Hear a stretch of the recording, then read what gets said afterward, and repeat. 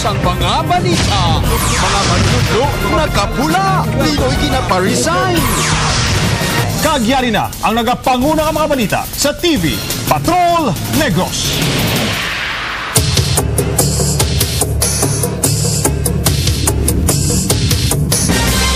Mga manunodlo, katapos ang Alliance of Concerned Teachers sa Negros ang nagpabutyag sa ila pagkasaklaw sa Aquino Administration bangod sa wala gid sang dugang sa ila sweldo. Sila nagapanawagan man nga ipaisol anay ang pagpatuman sang K+12 program bangod hindi pa handa ang gobyerno. At ang nagaupod man sa panawagan nga mag-resign si Pinoy. May report si Mitch Lipa.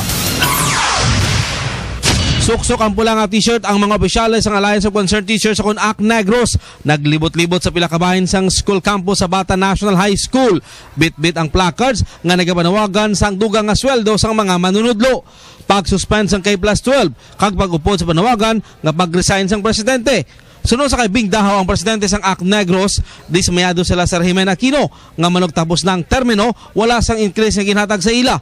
Ini ang mayor nga isyu nga ila ginadala sa buong adlaw sa All Education Workers National Day of Protest for Decent Pay. Ang tanda sa amon nga padayon no nga pagsuporta kag pagduso sini nga kausa nga mapataas ang sweldo. 5 na katuig ang pagpungko sang presidente wala gihapon kami nakaangkon no sang increase halin sa iyang administrasyon no.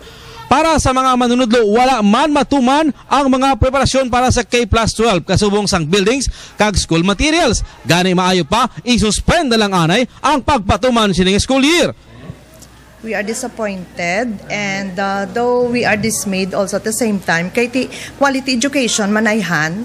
So nga amo na nang gaubra kami sang ubra gid namon so we deserve siguro sang inang pay which is really also. So ang pananaw namon niya nga kami yan natamaan na subong tiga panawagan kami sa tanan nga teachers all throughout the Philippines na maghugpong.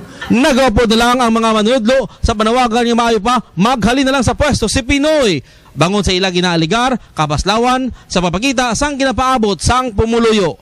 5 years without salary increase, Pinoy resign! Mitch Lupa, ABS-CBN News.